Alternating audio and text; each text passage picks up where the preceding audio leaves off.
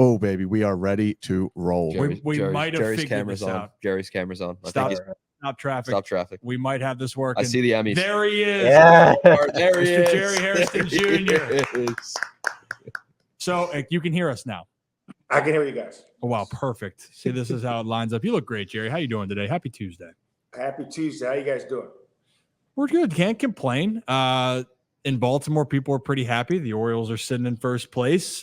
Albert Suarez is the new ace of the team ahead of Corbin Burns and Grayson Rodriguez, the 34-year-old journeyman. And vibes are definitely certainly high. 2 American League Players of the Week, but can't complain.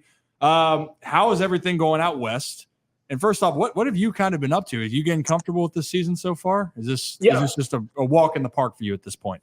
No, getting comfortable. Listen, it's no secret. It's a lot harder playing this game on an everyday basis than talking about it, covering the team. I don't forget how hard it is to grind the ups and downs. I know it's a 162-game season. Out west, when I'm covering the Dodgers, it was kind of tough go of it for the Dodgers the last week or so. They had a really rough homestand, but they were able to beat the Mets 10-0. Glasnow looked incredible. The offense came alive, and hoping the Dodgers go on a nice little run. Out east, the Baltimore Orioles are in first place, playing good baseball. You know what's crazy? Because I keep up with the Orioles. As you guys know, my favorite non-Dodger is Gunnar Henderson. Oh, yes. Orioles are playing good baseball, but they haven't played their best baseball yet. That's what's scary about the Baltimore Orioles. They haven't played their best yet, and yet they're still sitting in first place. That's that. You know what? I'm glad you said that. And I will say, and as you know, Jerry, safe to say some people live and die by one game. And if you had talked to the Orioles loyal fans over the Milwaukee Brewers series, everyone thought the world was ending. But since that Milwaukee Brewers series, the Orioles now have won. They won 4 in a row, and they've only lost 1 game since that Milwaukee Brewers Saturday loss, and that was against against Kansas City Royals. So they've been rolling. So it's been great. Yeah. We're going to ask a little bit about the Dodgers here in a second, but I had to have you on here because I need my baseball guru here, one of my guys. Jerry, how many times have you taken a 3-2 heater down the middle for a strikeout? Ooh. I can't recall unless I was badly fooled. I thought it was down or way away, but I'm geared up for the fastball 3-2. I would. Okay, let me preface this.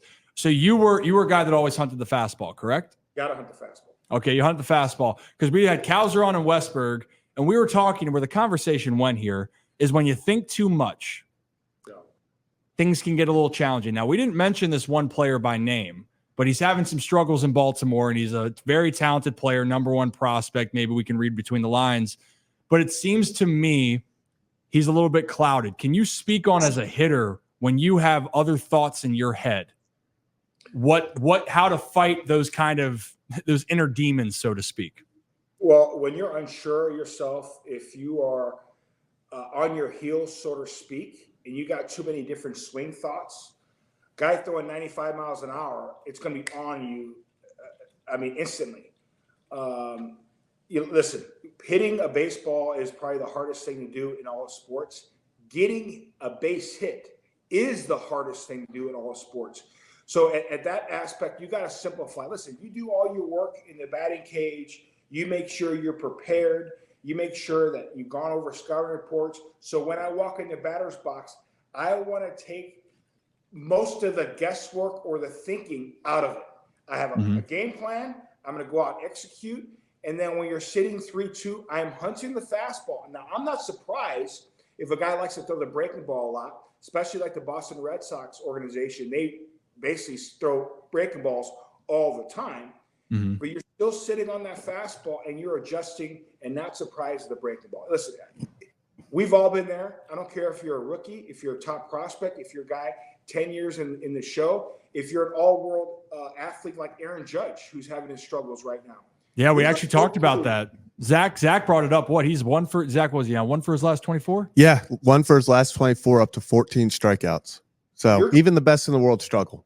You're going to go through a stretch, whether it's 5 games, 7 games, 10 games, where it's just not going to be there.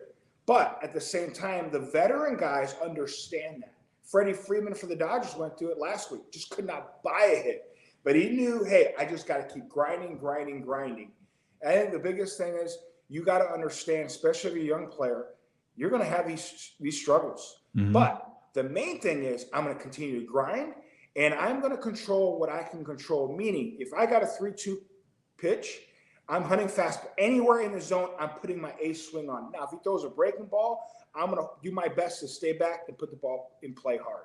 Yeah. Well, I think it's just great context for all of this. And again, I understand and having every hitter has different philosophies. And I wanted the insight, especially for you playing all the years. And again, I'm not going to mess this up. 16 years in the bigs, right? Got that right? Yes. Damn right I did. 16 years, that's a lot of experience, plus everything you get to watch from the other side. And even just being around the dugout, being around the players, it's just tremendous insight that I think that people would like to hear, because at the end of the day, these players are human, and it's a constant battle that guys have to go through to try to go out there and have success. So I'm glad you wanted to touch on that here. I think, Zach, did you want to ask the next question? Because we're going to move quickly to Dodgers. Is that what we're doing? I got a quick Dodgers question for you, Jerry. So, we talk about the Dodgers. We have guys like Tyler Glasnow right now, Yamamoto also in the rotation. But a guy that I feel like kind of gets forgotten about on his way back from the rehab assignment, hasn't pitched in 22 months.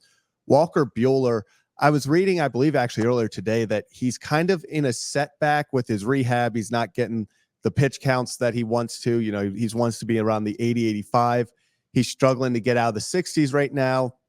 Took a comebacker off the middle finger to put him out of that game.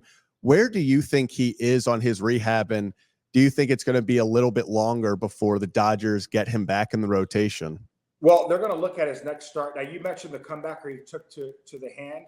Yeah. It only allowed him to pitch 2 innings that ball game. That really kind of set it back. Now, Walker is tough as nails. Walker is old school. He could have pitched in any era. He did not want to come out of that ball game. But obviously, you can't mess around when you're dealing with your pitching hand. So they took him out of the game. That took a little step back as far as his rehab process. Not that he's banged up or hurt. It's just the pitch count wasn't there. So in his very next start, he working on his pitches. The pitch count wasn't where he would have liked to have had it. And the command wasn't where he would have liked to command it. So they're going to make sure once he gets called up, he's going to hit the ground running. You mentioned 22 months. That's a long time. So you got to figure out he's completely healthy, but there's some rust there. He hasn't been in a competitive situation in a long time. So they want to make sure that once he gets called up, there's no setbacks when he's in the big leagues. So whether it takes another start or 2 or 3, they're going to take their time, because once he gets to the big leagues, guys, and he's ready to roll, Walker Buehler is as tough as nails, as tough as it gets. You mentioned the aces that we have in the staff: Glasnow, Yamamoto, Bobby Miller when he's healthy. Walker Buehler, I trust wholeheartedly in big game situations. He wants to smoke. He wants the ball, whether it's game 163 a couple of years back or in the World Series. He is that dude. I ain't worried about him. Once he's healthy, he'll be fine. Yeah, I feel like he's kind of become, like I said earlier, that forgotten piece to the Dodgers, that if he gets back to that level he was pitching, that rotation, obviously there's been some struggles early from Yamamoto, but the sheer talent of that rotation can take them to a World Series, not even starting to talk about the lineup and all the stars there. Absolutely. We haven't even talked about Clayton Kershaw, who literally pitched without a shoulder in last year's playoffs. As stubborn as it gets, he shouldn't have taken the mound. He said he's fine. Obviously, after the season, he needed a shoulder surgery. Now he's 100%, feels great. Now we're going to start the process of him building up. I'm anxious to see him now pitch, because the last year and a half or so, he really wasn't right as far as his health. Now he's completely healthy. I'm excited to see him pitch sometime late July, early August. He reminds me of a lot of a number 8 behind me as far as stubbornness. Doesn't want to tell anybody he's injured. Everybody thought, oh, Cal Ripken played all those games. He was never injured, or he was never hurt. That's a lie. Cal was hurt a lot. He was injured, but he was so stubborn. he had to go out there and play. Clayton Kershaw is similar in that regard. He wants to be out there with his teammates. Yeah, I agree. It's a certain mindset, and I will say my dad has that on and off the field. Stubborn still as always, Jerry. Don't you worry about that. Good guy, stubborn as hell, and very competitive. Shocker there, right? But I think Kevin had a follow-up question because we're talking about injuries with pitchers coming back. But in the Orioles, they're worrying about things with Kyle Bradish specifically and John Means, but specifically Kyle Bradish. But Kevin, you want to go ahead and ask that question? Yeah, Jerry, the big topic or one of them in baseball is those pitching injuries, the elbow soreness we've seen. And now I know Tyler Glasnow, he had the surgery, the Tommy John in 2021. He's come back, obviously, through 8 innings of no run ball a couple days ago. What have you seen from him in particular? And as a follow-up to that, what is your opinion on essentially the pitching epidemic baseball is going through? And what do you think the major leagues and even down to the youth level, what do you think baseball can do to fix it? Well, that's 2 great questions. First on Tyler Glasnow. Tyler Glasnow looks incredible. Around 98, 100 miles an hour. His best pitch, talk about the 100-mile-an-hour fastball, his best pitch to me is a slider. Mm-hmm. I mean, it looks like a fastball. When it's on, that's why he gets so many swings and misses, and he gets a lot of big league hitters, good big league hitters, to chase. The Mets were just in town. They were red hot, and he shut them down. Tyler had 1 hiccup. That was a start against the Nationals. He was sick, did not feel well, but he still took the hill. Outside of that start, he has been absolutely dominant. To answer your second question, I lean, as a guy that never pitched, I lean on guys that have pitched in the big leagues for a variety of years, have seen the last 30 or 40 years of how pitchers have not only developed, but how they performed and how they're being used the last 6, 8, 10 years. I just talked to Todd Stottlemyre, who comes from the Stottlemyre family. His father, Mel, a legendary pitcher for the Yankees, legendary pitching coach for many years, his brother, Mel Jr. as well. You know, Todd was saying that it is an epidemic. They're redlining guys. I talked to Oral Hershiser, Dontrelle Willis, too. They're getting guys early in spring training, and they want them to pitch max effort. This is throughout all Major League Baseball. They want you to go as hard as you can go for as long as you can go, whether that's 4 innings, 5 innings, 6 innings, and then we're going to get somebody else who comes in out of the bullpen, max effort for an inning or 2. That's everywhere in the big leagues. When I played, and that wasn't that too long ago, I played against, I faced Roger Clemens, Curt Schilling, Pedro Martinez. Pedro Martinez, I thought, doesn't get enough credit for being masterful as far as knowing how to pitch. Yes, he threw 96 to 97, 98, which in today's guns would be 100, 101. He also had incredible breaking ball, outstanding changeup, and he will throw that BP fastball on occasion. I think that's the pitch that guys like CC Sabathia really use, that BP fastball where he throws 96, 97 miles an hour, but now I'm sitting 2-1, 2-0. I'm going to get this fastball, and he throws that 91-mile-an-hour fastball on the black, where in your mind, he throws 97, and you get him to roll over. That's pitching. It was a fastball. It wasn't a changeup. I saw the fastball, but you're able to kind of pull back on the throttle a little bit. That's no longer the case now in the big leagues. So I think that's what's going on. So the answer to that, I listened to Justin Verlander, Mark Scherzer. They need to figure out a way to incentivize pitchers going deep in the ball games. And they thought of an idea where if you take your pitcher before the sixth inning, you lose the DH. Now, I think that could be a little drastic, but at least it gets the ball rolling on the discussion. I kind of like that idea. Now, I'm with the Dodgers. Guess who's the DH for the Los Angeles Dodgers? The Big Show. Yeah. Shohei Ohtani. So I'm not crazy about that idea, but I love the conversation. They need to incentivize the starting pitcher going deeper in the ball games.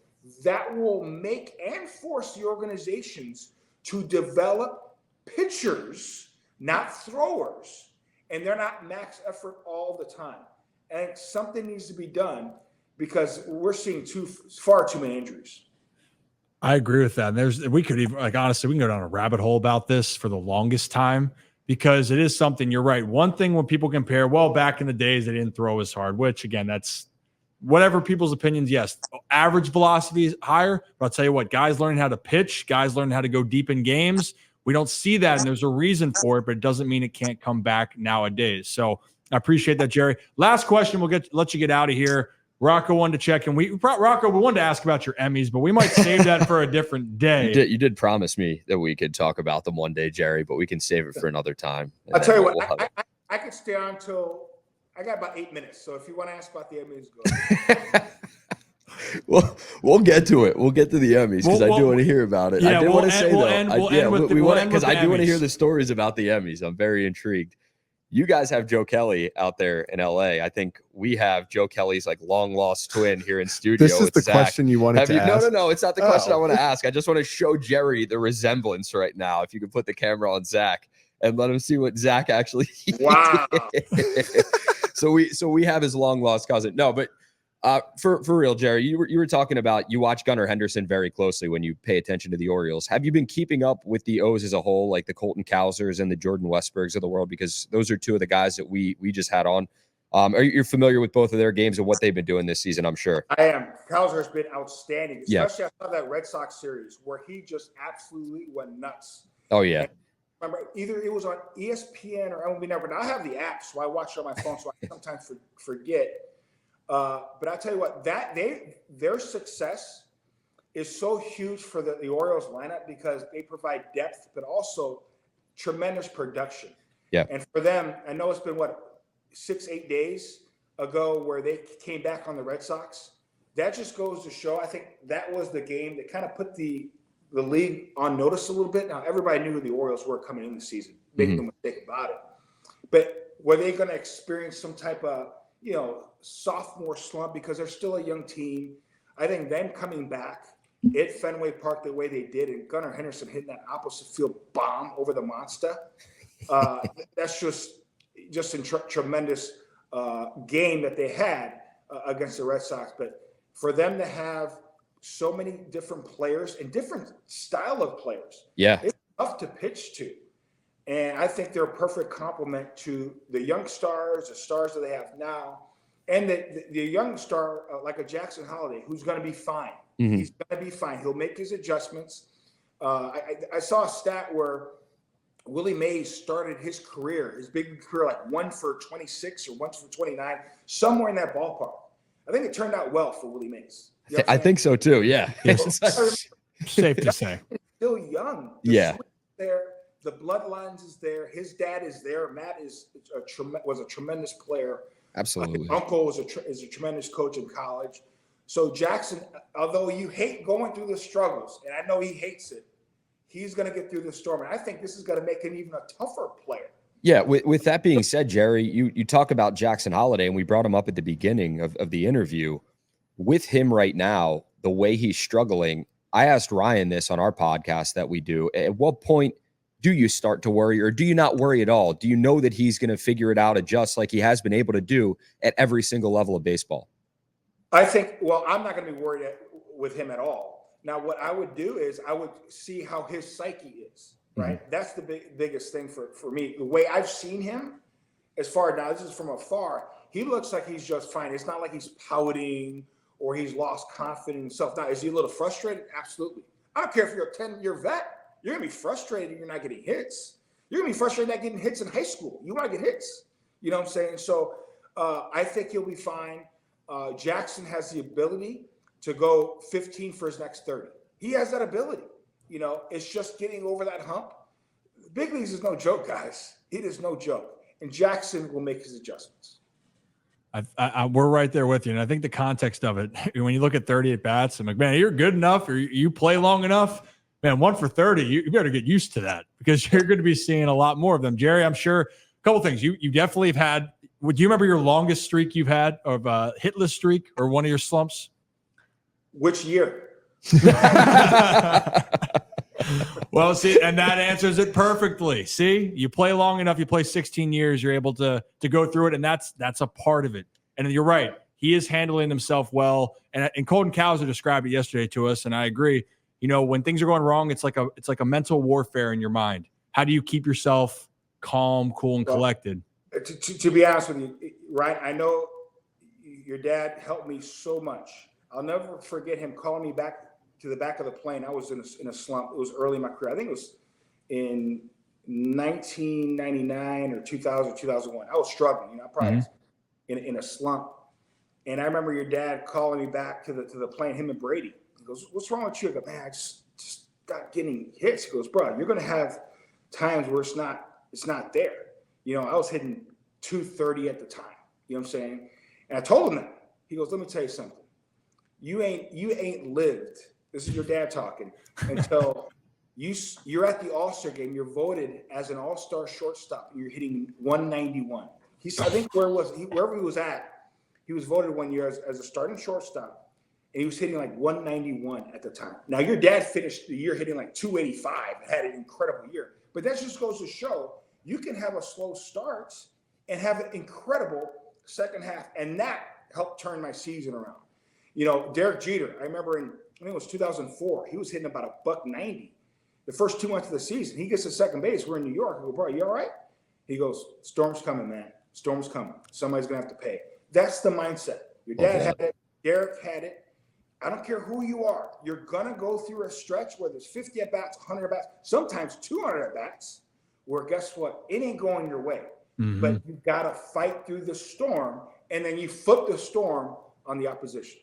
I love that. That's going to be – the storm's coming. I'm going to use that a lot. Hey, I messed up something with a breakdown. Well, don't worry. The storm's coming. The next one's going to be better. Love that. But all right, Jerry, I appreciate the breakdown with that. We'll say, because I know you got to get somewhere in the next 3 minutes. But if you're not telling us about the Emmys next time, there's a problem. Okay? Yeah. Deal? That is deal. And you guys make sure to watch on Netflix Shooter. The third season of Shooter. It's a Mark Wahlberg production. Make sure you watch that. It's a great series. Shooter on Netflix. Shooter season 3 right now is out. Is what you're saying? Well, season 3. It's been out a couple years now, but let's just say I make an appearance in season 3. Let's just say that's where one of the Emmys potentially came from. I'm not going to say that. It was an Emmy award-winning performance, is what Jerry's saying to us right now. Yes. Hell yeah. All right. Shooter season 3. We're going to check it out. Definitely Jerry, appreciate it. I'll bother you soon. Thank you so much for taking the time, and enjoy the rest of your Tuesday. Anytime, guys. Jerry Hairston Jr., everybody. Thank you, Jerry. Appreciate it, Jerry.